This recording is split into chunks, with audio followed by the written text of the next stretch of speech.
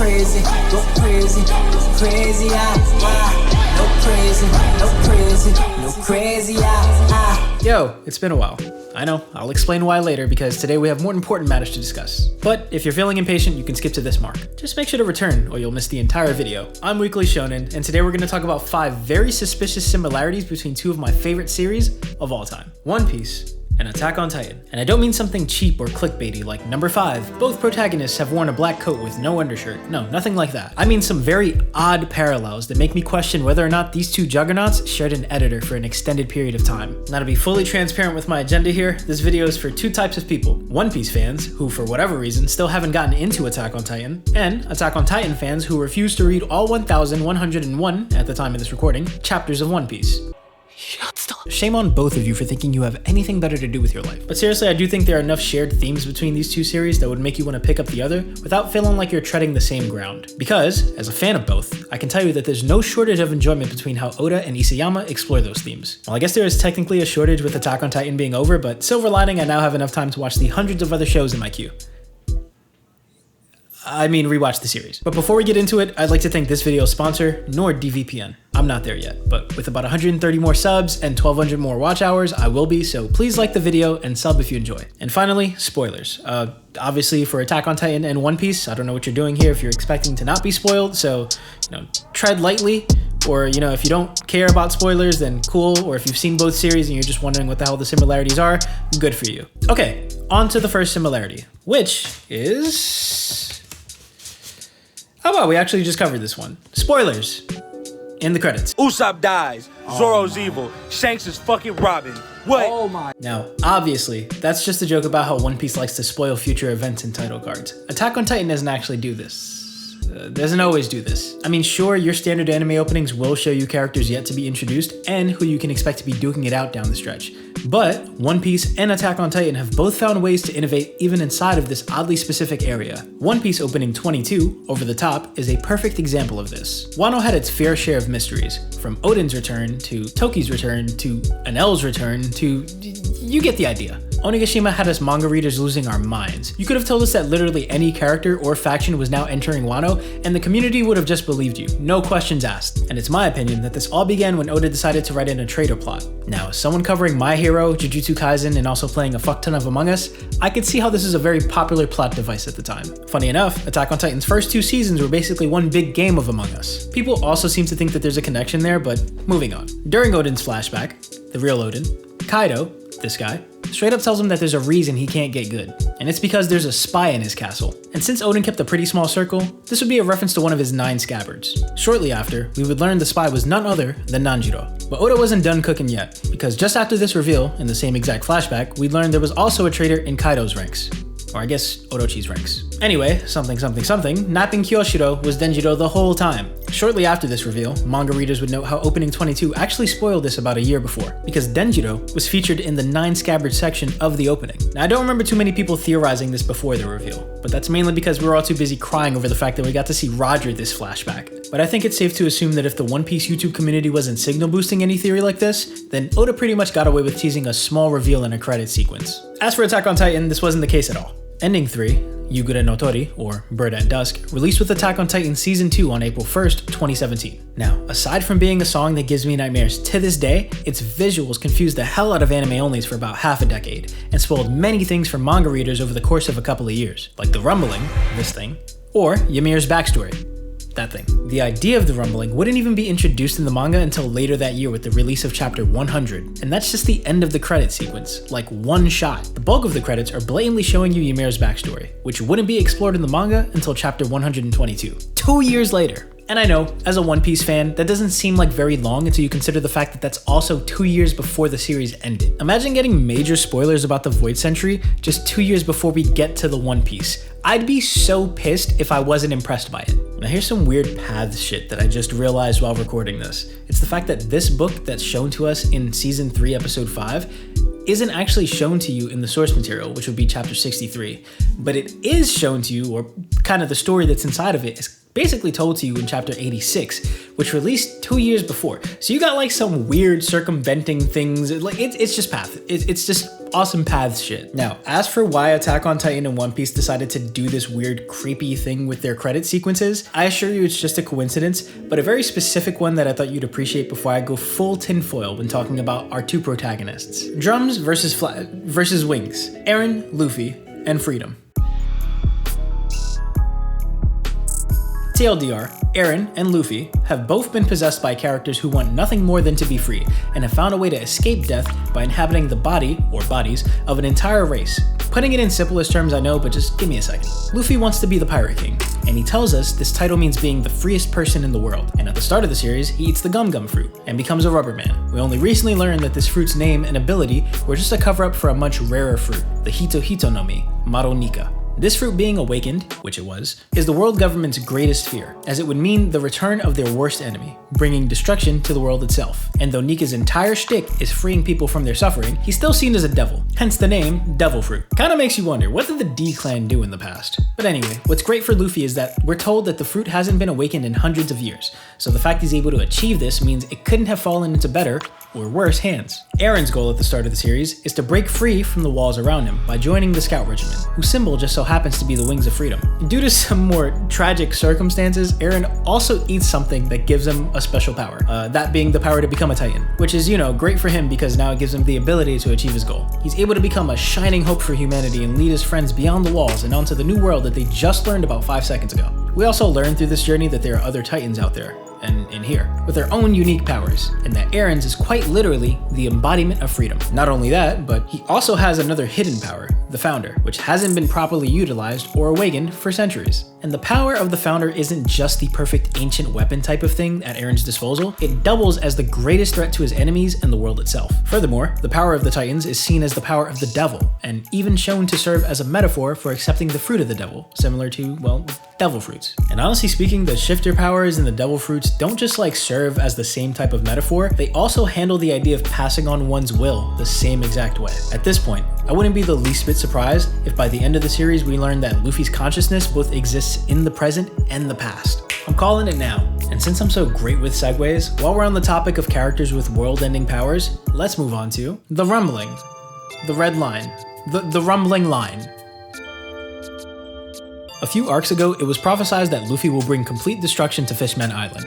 Obviously, he's a great guy, the best even. About the people he murdered. What murder? So he'd never do something like that on purpose. This disbelief led many manga readers to start looking at the red line as something that was either man-made or to be destroyed. The popular theory is that Luffy would not only take down the world government and bring everlasting peace, but he'll also remove the physical and metaphorical barrier that separates the world. And this theory is nice because it easily implements the trope that Luffy's gotta punch the big bad through some large structure in front of everyone to seal the deal. Except for that one time. And as for the rumbling, while we're on the topic of commanding things that remove barriers, Eren, remember when I mentioned earlier that to the outside world, he's seen as a devil who will bring about the end of the world as they know it? I'll end it!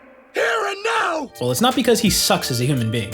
Or at least it's not just because of that. It's because of that secret special power that his Titan form possesses. A special ability that fulfills a prophecy of bringing down some pretty large walls that trample the earth. In other words, a red line of death. At this point, you could probably convince me that there are ancient giants inside of the red line. With Attack on Titan's biggest plot twist incorporating multiple Titan shifter powers to essentially transcend time, I can't help but laugh when I see the One Piece community start to go down the road of incorporating multiple devil fruit powers to essentially transcend time. And just to stray away from the topic here real quick, I want to talk about Film Red.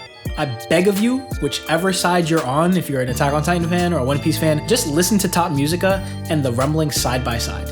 It's the same exact moment in time. And not only do they feel and sound the same, but both Top Musica and the rumbling are controlled from 2 dimensions at once and basically required their cast to defeat the users in both of them. Anyway, moving on. Memories of a False King. So this section isn't as side by side as the previous ones, but bear with me. Both series have false kings at the center of their world that are required to be removed for the people's freedom. Funny enough, at the end of the day, they'll probably both be removed and replaced with women. Very powerful women, mind you. Don't fucking cancel me. What do the nobles in Attack on Titan do when they hear of a crisis? They say, fuck the poor, secure the food. The celestial dragons act no differently when the revolutionaries cut their food supply. They say, fuck the poor, secure our food. And once again, I have to bring up the power of the founder here. I'm very sorry for crutching on that this video, but it's because the world government, much like, the founder, has the power to basically wipe people's memories. Or at the very least, gaslight them. Now answer me this.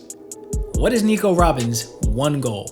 You can shout it at the screen, it's okay. It is to uncover a 100-year gap in history that'll unveil the truth of the world. And what is Erwin's goal? Not Eren for you new people, Eren's, this guy. That is correct. He and the entire Scout Regiment have one goal for the first 3 seasons of Attack on Titan, and that is to get to a basement. Sorry, too vague. It's to get to a basement and uncover the truth of the world, which reveals the fact that there is a 100-year gap in history. Hell, they also may have handled it differently, but both governments in these series have a hard-on for getting rid of technology that risks uncovering some unnecessary truths for them. The only difference being that Oda won't do to Robin what Isayama did to Erwin. I wouldn't personally be a fan, but I can see the case for it, especially now that we have multiple ways of reading poneglyphs, so I guess Oda could technically get away with it, but my money's on Law. Now, this last bit is less of a similarity between the two series themselves, and more so just one that I noticed between the two communities. Like I said, it's also the main reason why I started this video, because whenever I see elaborate endgame One Piece theories, it always makes me think of like ending of Attack on Titan theories. And no, not just because they're wrong, but because of the way that they're formed. Now, maybe this is just the effect of having a long-running series, but the way that people will go back through years of manga just to point out one obscure detail that kind of proves a defining point in their theory is amazing to me. And I've only ever seen this happen with these two series. I think the closest that I've seen to this in recent years with any other series is that one time that Kubo fucked up on a Shunsui drawing and had the entire Bleach community rallying behind the idea that Aizen was somehow roaming free in Soul Society. I mean, not even the Toby theories were this detailed. I remember vividly the day that Kabuto showed Toby that last Ito Tensei body, and the community pretty much immediately realized that it could only be one person. I truly believe that the great One Piece theorists out there will benefit from watching Attack on Titan. If not for anything else, but for the fact that their brains are probably gonna see something in Attack on Titan's final season and piece something together that'll matter in the finale of One Piece. And if nothing else, the journey will at least teach them how to much better deal with or react when their theory doesn't work out. So yeah, that's the whole video. I know it's been a while since I made one of these, and I'm very sorry for that. As you can see, I've moved from my very spacious bachelor pad to a cozy little pantry. And I'll be honest, it's kind of nice in here. Well, it is now, now that I've dumped a couple $100s into this shit just to feel more secure about my backgrounds. As you can see, I have these new LGBTQA highlights, so you can see my latent homosexual desires leave my brain in real time. Also got some figurines over here. There's a Kaido, Luffy, and Zoro. You can't really see it. I got Woody over there. Got Buzz. I'll do a whole room tour once the thing is complete. There will be a plant here soon. I'm bringing my homegirl Lisa back, so watch out for that next video. And of course, my favorite thing in this entire world. Shelves. Fucking shelves. Look at them. Look at how beautiful they are. Just don't look at that one over there. I gotta fix that one. I also inherited my girlfriend's manga collection, which is great because it fills out this side, and it's the only reason why there's so much Black Butler and Nana on the shelves. Don't worry, I just realized now that I went through all this work to frame this video and shit, and I put all of my manga that I really want to display in the backgrounds of the videos on the wrong side. So this will be over there next video, and so will the Attack on Titan Colossal. I got some shit back here. Look at my shit! I mainly spent my money on fucking books, but I feel like a nerd, but it's cool. It helps me somehow, some way. Now, if I pull some shit out for a video, or if I'm live and talking shit, if I gotta get a reference, I could get the reference here now. I got my own little library weeb. That's fucking terrible. Anyway, thank you all for sticking around and not unsubbing while I got my life figured out.